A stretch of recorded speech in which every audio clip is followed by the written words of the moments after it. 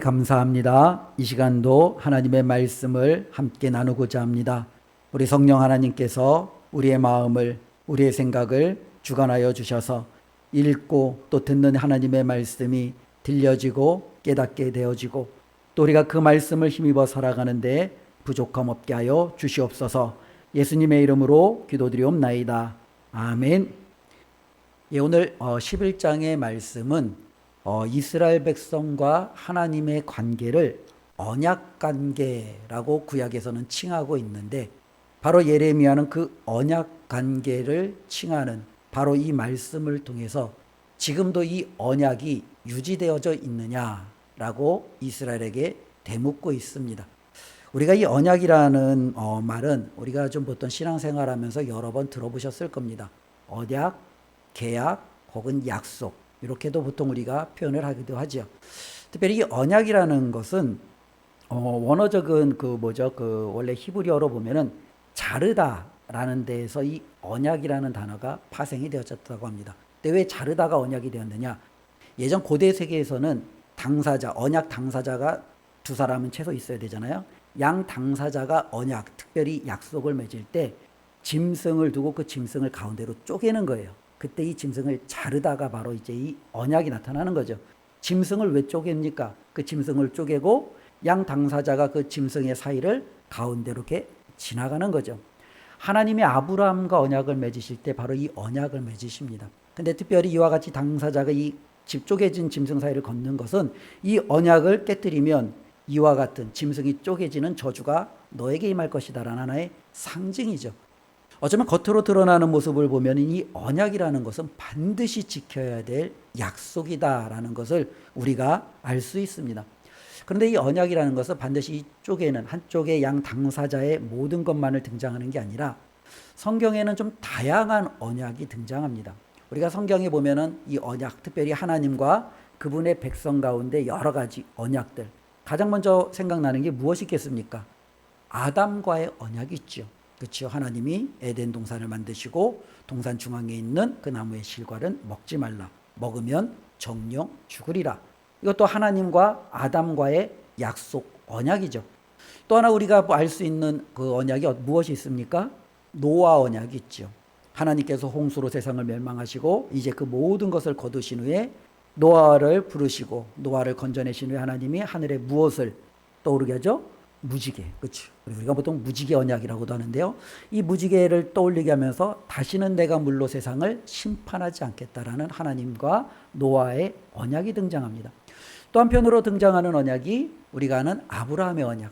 하나님께서 아브라함에게 하늘의 자손처럼 그리고 동서남북에 있는 모든 가나안 땅을 너에게, 너의 후손에게 주시겠다라는 언약이 나옵니다. 또 하나 나오는 언약이 모세 언약이에요. 우리가 보통 시내산 언약이라고도 하죠. 시내산에서 모세가 하나님께 두 돌판의 율법의 계명을 받아가지고 이스라엘 백성에게 나아가지고 와서 하나님과 이스라엘 사이에 하나의 약속, 언약을 이제는 맺습니다.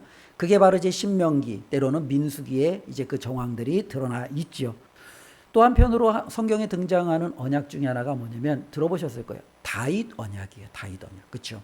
하나님께서 다윗을 정말로 이스라엘의 왕으로 세우시고 그에게 그의 왕위가 그의 후손에서 그 왕위의 그런 어떤 모든 계승이 끊이지 않게 하겠다라는 하나님의 놀라운 약속이 또 다윗과 이루어집니다. 바로 이 다윗 언약이 나옵니다. 또 하나 이제 등장하는 언약이 뭐냐면 우리가 이제 예레미야를 이제 보고 있는데요. 예레미야 31장에 가면은 새 언약이라는 것이 등장을 합니다. 그런데 왜 예레미야는 새 언약이다라고 했을까라고 표현하겠죠. 왜냐하면 처음에 있었던 옛 언약들이 다 깨어졌어요. 그러니까 이제는 새로운 언약을 통해서 하나님과 그분의 백성이 새로운 관계를 이제 완전히 재정립하는 측면에서 이제 하나님께서는 새 언약을 말씀해 주셨고요. 우리 주님께서 바로 이 새 언약의 성취자가 되셨죠. 제자들과 함께 십자가에 달리시기 바로 전날에 그들과 함께 떡과 포도주를 마시며 우리 주님이 뭐라고 합니까? 이 피는 너희를 향한 내 언약의 피니. 그러면서 이제는 그 새 언약이 우리 예수 그리스도의 죽으심으로 말미암아 성취되어지는 놀라운 약속을 우리에게 증거해 주고 있습니다. 성경에는 이렇게 좀 다양한 언약이 나와요. 이 다양한 언약이 나오는데 이 언약을 우리가 좀 크게 두 부류로 나눌 수 있어요. 우리가 보통 이제 교리적인 이제 단어로 쓰면은 행위 언약, 때로는 은혜 언약 이렇게 나누기도 하고요. 또 한편으로는요 조건적인 언약 혹은 무조건적인 언약 이렇게 나누기도 하죠. 말이 약간의 차이가 있지만 거의 의미는 동일합니다. 특별히 행위 언약이라는 건 뭐냐면 하나님과 당사자의 이제 이 언약이 이루어질 때 하나님께서 이 당사자에게 무언가를 요구하시는 거예요. 내가 너에게 이렇게 해줄 테니 너는 이렇게 해라 라는 거예요. 만일 너가 그렇게 하지 않으면 나는 너에게 그것을 이루어주지 않을 것이다. 즉 이 당사자가 무언가 하나님 앞에 반응을 해야 돼요. 행동을 해야 돼요. 이게 바로 행위 언약이겠죠. 은혜 언약은 뭐겠습니까? 이 상대방에게는 그 어떠한 반응도 하나님께서는 요구하지 않아요. 그냥 내가 너에게 이거 해줄게. 내가 이거 너한테 줄게. 내가 너에게 이걸 책임질게. 걱정하지 마. 내가 알아서 다 할게. 하나님께서 어떻게 보면은 일방적으로 그에게 부어주시는 은혜. 그래서 이제 은혜 언약이라고도 말하는데요. 보통 이것을 바로 다시 얘기하면 뭐 조건적인, 때로는 무조건적인 이렇게 우리가 나눌 수도 있죠. 방금 제가 성경에 나오는 다양한 언약들을 얘기했는데 한번 우리 퀴즈 한번 내볼게요. 한번 속으로 한번 맞춰보세요. 아담 언약은 행위 언약입니까? 은혜 언약입니까? 예, 정답은 행위 언약이에요. 그렇죠? 먹지 말라. 먹으면 죽으리라. 그렇죠? 그의 행동을 하나님이 요구하시잖아요. 노아 언약은요, 행위 언약일까요? 아니면 은혜 언약일까요? 은혜 언약이에요. 하나님께서 노아에게 요구하시는 게 없어요. 이제는 내가 다시는 이 땅을 물로써 심판하지 않겠다. 하나님의 일방적인 베풀어 주시는 약속이에요. 아브라함과의 하나님과의 약속, 언약은요, 행위 언약일까요? 은혜 언약일까요? 은혜 언약이에요. 그렇죠? 하나님께서 아브라함에게 아브라함이 하나님 앞에 잘한 게 없는데 내가 너에게 후손을 땅을 내가 너를 복받는 정말로 그 통로로 세워줄 거야. 하나님이 일방적으로 아브라함에게 다 부어주시는 거예요. 모세 언약, 신의 산 언약은요, 행위 언약일까요? 은혜 언약일까요? 여기는 행위 언약이에요. 그렇죠? 십계명은 하나님께서 우리에게 지키라고 주신 거예요. 그리고 하나님께서는 그 십계명을 잘 지키면 내가 너희의 하나님이 되고 너희를 축복할 것이고 만일 너희가 이것을 지키지 않으면 내가 너희에게 주었던 모든 복을 내가 다 거두어 갈 거야 라는 것이 어쩌면 하나님께서 모세 언약, 특별히 시내 산에서 이스라엘 백성과 맺은 언약의 핵심이에요. 오늘 예레미야는요, 바로 이 모세 언약, 특별히 시내 산 언약을 가지고 우리에게, 특별히 이스라엘 백성들에게 너희 자신의 삶을 한번 잘 살펴봐라 라고 우리에게 권면의 말씀을 주고 있습니다. 특별히 이 언약이 행위 언약인 이유는요, 4절에 기록되어져 있죠. 이 언약은 내가 너희 조상들을 새 풀무 애굽 땅에서 이끌어내던 날에 그들에게 명령한 것이라. 하나님이 그들에게 명령한 거죠. 그들을 애굽에서 건져내시고 그 조상들에게 하나님께서 명령하셨어요. 무엇을 명령하셨어요? 4절 뒤이어서 계속 기록되어 있잖아요. 너희는 내 목소리를 순종하고 나의 모든 명령을 따라 행하라. 그렇죠? 그리하면 하나님이 이렇게 해주시겠다라는 거예요. 너희가 내 목소리를 순종하고 내 모든 명령을 따라 행동을 하면 너희는 내 백성이 되고 나는 너희 하나님이 될 것이다. 그리고 5절에 그것에 대한 증거가 바로 뭐냐면 너희가 지금 살고 있는 땅을 보라. 이 가나안 땅을 하나님이 너희에게 주시지 않았느냐. 하나님께서 약속하신 젖과 꿀이 흐르는 그 땅을 하나님이 약속하신 대로 너희에게 온전히 이루어 주지 않았느냐. 이것을 통해서 하나님께서 이스라엘 백성들에게 요구하시는 것은 바로 그들의 행동, 순종이었음을 우리에게 말씀해 주고 있죠. 오늘 말씀에는 기록되어져 있지 않지만 이 똑같은 말씀이 신명기에는 이렇게 또한 기록되어져 있습니다. 만일 너희가 내 목소리를 순종하지 않고 청종하지 않고 따르지 않는다면 그리고 나서는 하나님이 그들에게 임할 수많은 저주들이 나열되어져 있습니다. 그러니 하나님께서 이스라엘 백성들에게 주시는 어쩌면은 그 약속은 너무나도 분명하죠. 내가 너희에게 주는 이 명령을, 이 말씀을 순종하라. 그리하면 축복할 것이요. 너희가 이 말씀을 순종하지 않으면 이 말씀에 기록된 저주가 너희에게 임할 것이다. 이거예요. 그러면 구약을 꿰뚫는 하나의 큰 열쇠가 바로 이 말씀이에요. 즉 신명기의 말씀을 이스라엘 백성이 지켰냐 지키지 못했느냐, 요거를 보여주는 게 구약이에요. 개개인도 마찬가지예요. 그 사람이 하나님의 이 언약의 말씀을 지켰느냐 지키지 못했느냐라는 거죠.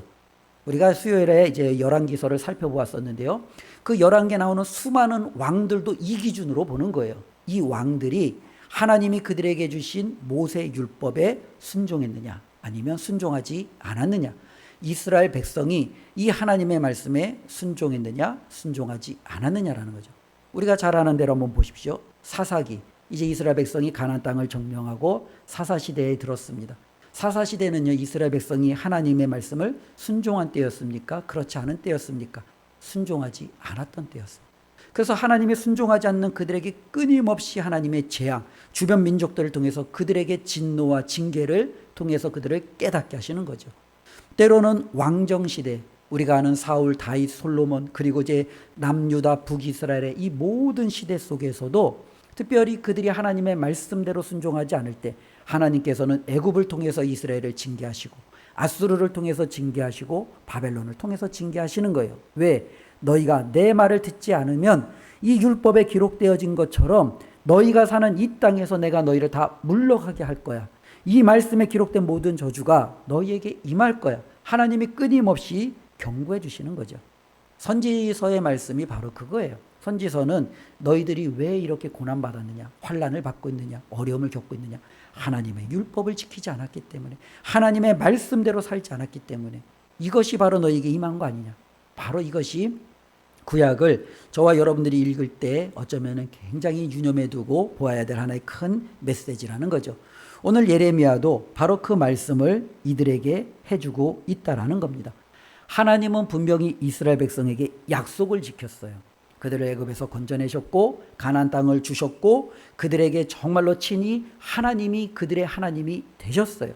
문제는 이제는 이스라엘이 하나님께로부터 받은 그 놀라운 은혜를 기억하며 하나님께 그 약속을 지킬 차례예요. 당연하지 않겠습니까? 이것이 바로 그들과 하나님이 언약을 맺었다라는 거죠. 내가 너희에게 이렇게 다 해줄 테니까 너희가 이제는 나에게 이렇게 반응을 해. 이게 하나님이 요구하시는 거니까요. 그래서 하나님은 분명히 자신의 책임을 다하셨어요. 그들을 노예에서 자유인으로, 땅 없는 자에게서 땅 있는 자로, 그들의 정말로 모든 주변 민족의 우상과 이방신이 아니라 친히 하나님이 그들의 하나님 되심으로 하나님은 자신의 약속을 다 이루어 주셨습니다. 이것이 바로 하나님의 놀라운 약속의 성취입니다. 그러면 이스라엘은 어떠합니까? 오늘 읽지는 않았지만요. 우리 예레미야 11장 우리 10절 말씀 우리 한번 볼까요? 우리 10절 말씀 한번 읽어보겠습니다. 다 같이. 그들이 내 말 듣기를 거절한 자기들의 선조의 제약으로 돌아가서 다른 신들을 따라 섬겼은즉 이스라엘 집과 유다 집이 내가 그들의 조상들과 맺은 언약을 깨뜨렸도다. 예, 이스라엘은 어떻게 했습니까? 하나님과 맺은 언약을 어떻게 해요? 깨뜨린 거예요. 여기서부터 문제가 시작이 되는 거예요. 이스라엘과 하나님 백성 사이에 문제가 될 일이 없죠. 우리가 약속을 했어요. 그러면 서로 약속을 다 지키면 되는 거예요. 그래서 약속에 충실하게 하나님은 하나님으로서 하나님의 백성은 그 백성으로서 최선을 다해서 약속을 지키면 얼마나 행복하고 하나님이 주신 은혜 가운데 살아가겠어요. 문제는요, 약속을 상대방이 깨뜨리면 문제가 생기는 거예요. 우리도 인간사에서 보면은요, 이 약속이 깨어지는 경우들이 참 많잖아요. 그 약속이 깨어질 때 얼마나 많은 아픔과 때로는 힘든 그 상황들을 경험하게 됩니까?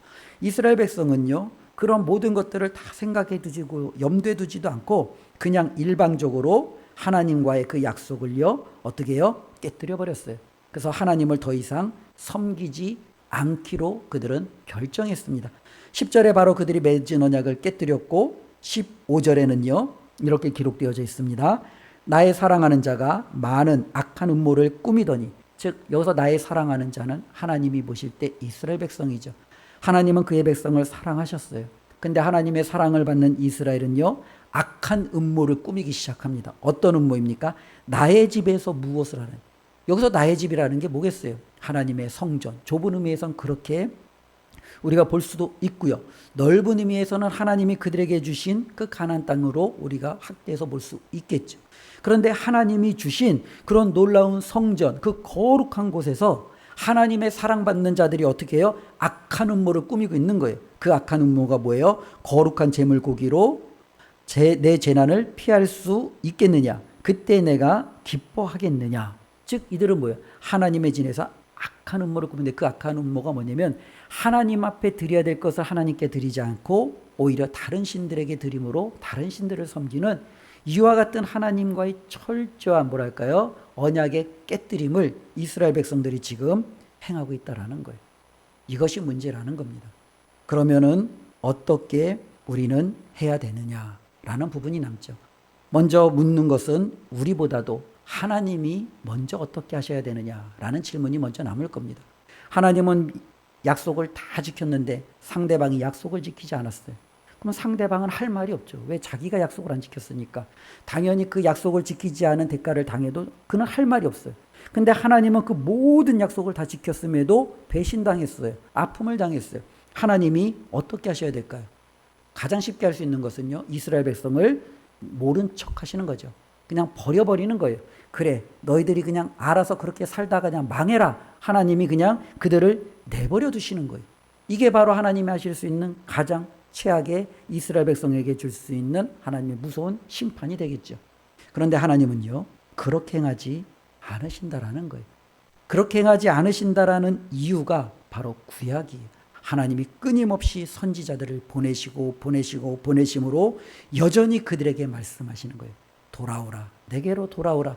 정말로 너희가 가지고 있는 그 잘못된 길에서 회개하고 나를 다시금 알아가라. 하나님이 그들에게 외치시는 것을 우리는 봅니다. 그럼에도 어떻게 해요? 그들이 알아듣지 못하니까 이제 하나님이 그래 너 그렇게도 못 알아들어? 이제 하나님이 회초리를 빼들기 시작하는 거죠. 하나님께서 그들을 야단칠 도구들을 하나씩 가지고 그들을 처벌하시기도 하고 징계하시기도 하고 때로는 그들을 때리시기도 하고 다시금 그들이 하나님께로 돌이켜 와서 이 관계가 회복될 수 있도록 하나님이 만들어 가심을 우리는 알게 됩니다. 이것이 바로 하나님께서 이루시는 놀라운 그 언약의 하나님이 가지고 있는 마음이고 하나님의 자세라고 볼 수가 있습니다. 한편으로 우리는 이렇게 생각해 볼 수 있습니다. 이스라엘은 왜 하나님의 이 언약을 지키지 못했을까? 우리는 하나님의 언약을 좀 지킬 수 있을 것 같은데 그런 생각이 들죠. 또 특별히 우리는 그런 생각들 많이 하지 않아요? 신앙생활하다 보면 나는 무슨 일이 있어도 베드로처럼 다른 모든 제자가 주님을 배반하고 떠날지라도 나는 결코 배반하지 아니하고 주님 곁에 붙어 있을 만한 그러한 자신감이 여기 계신 여러분들에게는 그런 자신감이 있지 않습니까? 예, 저는 그런 자신감이 있어요. 예, 있어요. 실패하기도 하고 무너지기도 하는데 여전히 그런 자신감을 가지고 살아가요. 왜 그렇게밖에 못할까? 구약의 이스라엘 백성을 보면 때로는 저는 성경을 읽으면서 막 화가 나요. 이런 바보 같은 녀석들, 이렇게밖에 못해. 막 그런 생각들이 들어요. 그런데 이들이 그렇게 할 수밖에 없었던 그 모습이 정말로 그들만의 모습일까? 그렇진 않다라는 거예요. 바로 나의 모습이고 우리의 모습일 수 있어요. 왜 그러냐면 8절 말씀, 우리 11장 8절 말씀 우리 한번 보겠습니다. 다 같이 함께 읽겠습니다. 그들이 순종하지 아니하며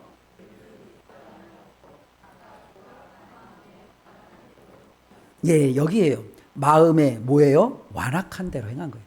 그러니까 이스라엘 백성이 하나님의 그 율법, 언약을 지키지 못한 이유는 그들이 이미 완악하기 때문에 그래요. 완악하니까 지키고 싶어도 그들은요, 이것을 지킬 수가 없는 거예요. 이룰 수 없는 거예요. 한번 생각해 보십시오. 그러면 하나님이 이상한 거예요? 하나님은 이스라엘과 언약을 맺으심으로 그들이 지킬 수 없는 언약을 주심으로 그들을 구원해내시려고 하는, 그럼 하나님이 좀 이상한 거예요? 야, 어차피 너희도 지키지 못할 이 언약 한번 지켜봐. 하나님이 던져준 걸까요? 아니죠. 그럼 왜 하나님은 그들에게 이 언약이라는 것을 주셨을까요? 그들은 이 언약을 통해서 깨닫기 시작하는 거예요. 내가 정말로 하나님의 말씀을 지킬 수 없는 나는 완악한 죄인이구나. 나는 하나님의 말씀을 지킬 수 있을 줄 알았는데 야, 내가 생각하는 만큼 내가 그렇게 대단한 사람이 아니구나 라는 것을 그들은 어떻게 해요? 율법을 통해서 계속적으로 깨닫는 거예요. 그래서 우리가 신약에 보면 바울이 하나님께서 우리에게 율법을 주신 이유가 몽학선생으로 또 한편으로는 우리의 죄를 깨닫게 해주시는 방편으로 주셨다라고 말씀하고 있는 거예요. 그래서 우리가 율법을, 하나님의 말씀을 가까이 하면 가까이 할수록 나의 완악함을 알아가는 거죠. 하나님의 말씀을 순종하고 싶어도 순종하지 못하고 살아가는 나의 완악함. 내 의지하고는 상관없이 하나님의 말씀하고 반대편으로 달려가는 나의 삶. 이런 것들을 발견하면서 우리는 어떻게 해요? 하나님의 말씀을 지키고 싶어도 지킬 수 없는 거예요. 그러니 이스라엘 백성이 때로는 우리들의 욕을 먹을 수도 있겠지만 그 욕을 먹는 것은 이들뿐만 아니라 우리도 마찬가지예요. 하나님께서 사람을 봤을 때 우리 모두는요, 하나님 앞에 정말로 이 심령이 악한, 때로는 완악한, 때로는 정말로 선한 것이 하나도 있지 않는 그와 같은 상태라는 거예요. 그러니 아무리 우리가 어떻게 해도 하나님의 이 언약을 우리는 지킬 수가 없는 거예요. 이룰 수가 없는 거예요. 그래서 하나님께서 주신 놀라운 역사가 하나가 있습니다. 우리 예레미야 31장 우리 33절 한번 찾아보겠습니다. 예레미야 31장 33절.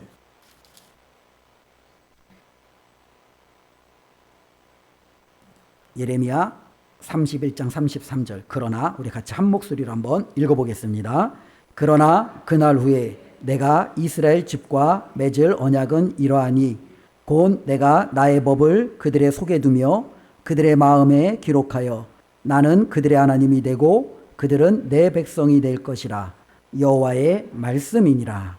예, 하나님께서 정말로 지킬 수 없는, 정말로 완악함 때문에 이룰 수 없는 이 언약의 완성을 위해서 이제는 이스라엘 집과 저와 여러분들이죠, 예수 그리스도 안에서 정말로 새롭게 될 우리와 새로운 언약을 하나님께서 다시금 만드시는 거예요.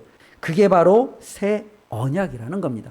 이제는 하나님께서 저와 여러분들하고는 새 언약을 맺으시는 거예요. 이 새 언약이 그럼 옛 언약, 모세 언약, 시내산 언약하고는 어떻게 다르냐? 이와 같은 거죠. 방금 읽은 33절 말씀에 보면 이렇습니다. 하나님께서는요, 이스라엘 백성과 시내산에서 언약을 맺으실 때 하나님의 말씀을 어디에 기록하여 주셨어요? 두 돌판에 기록하여 그들에게 주셨어요. 그렇죠?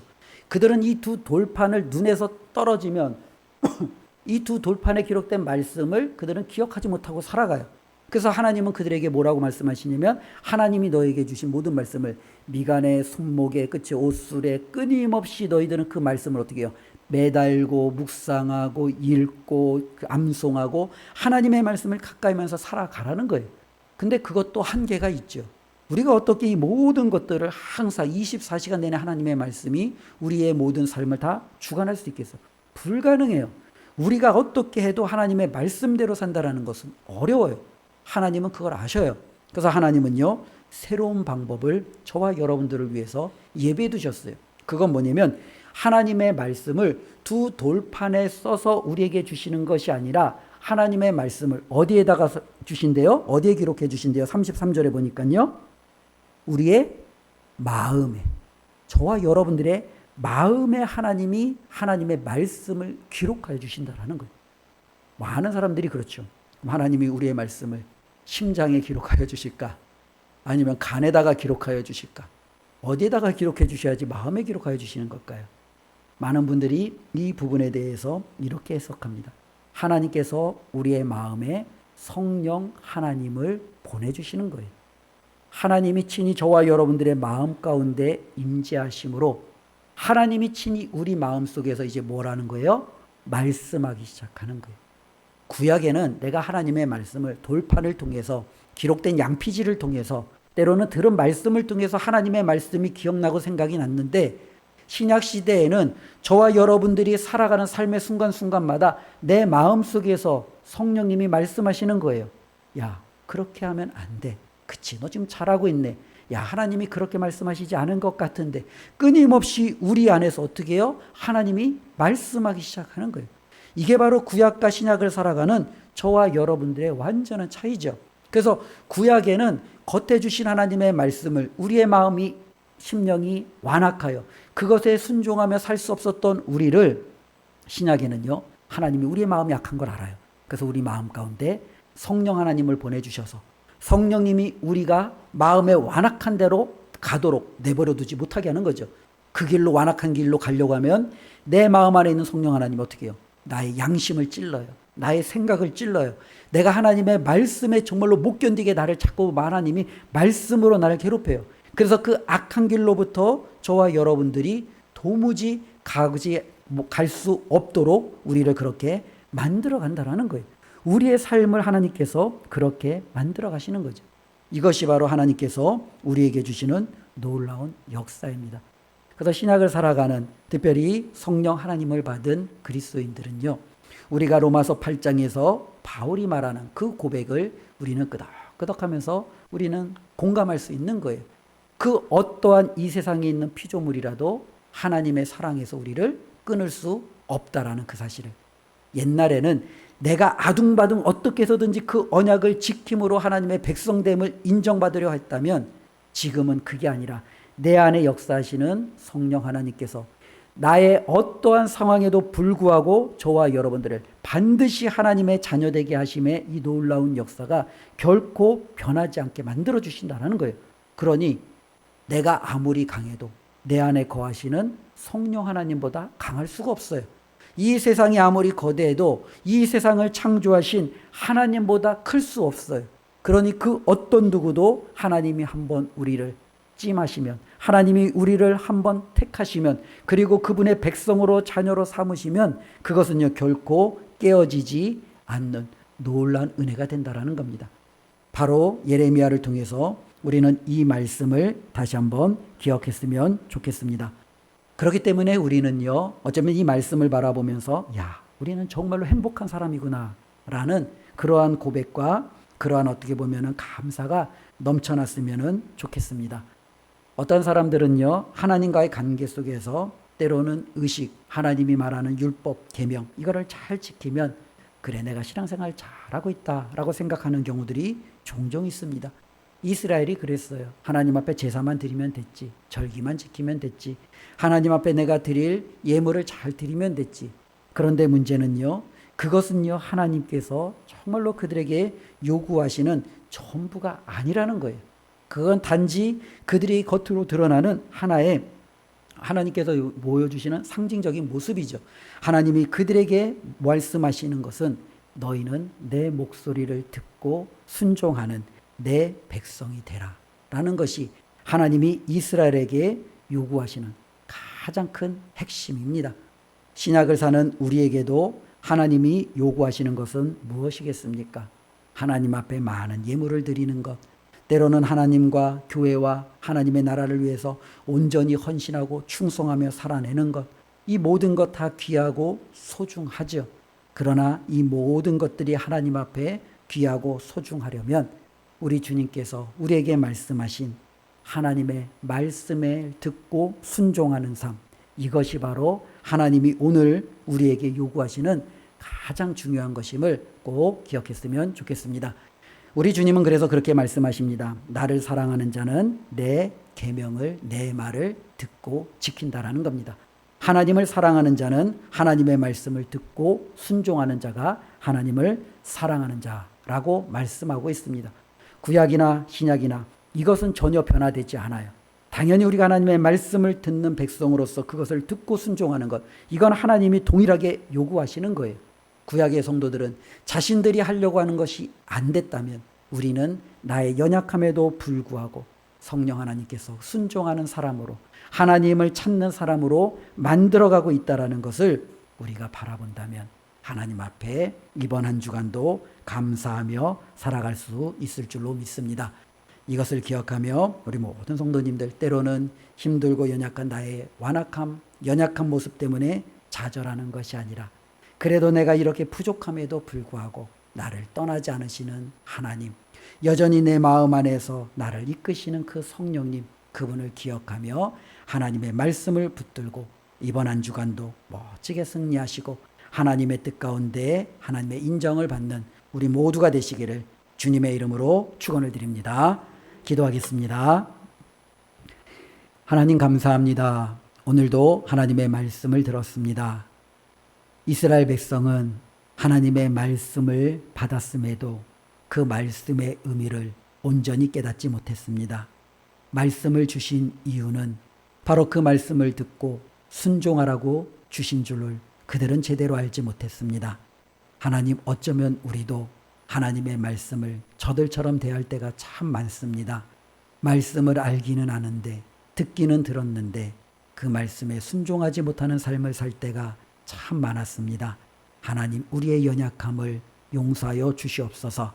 이제는 우리 안에 이 말씀을 지켜 순종할 수 있는 능력을 주시는 성령 하나님이 거하시는 줄로 믿사오니 어디에 있든 무엇을 하든 이 말씀을 기억하며 살아가는 저희 모두가 되도록 하나님 도와주시옵소서.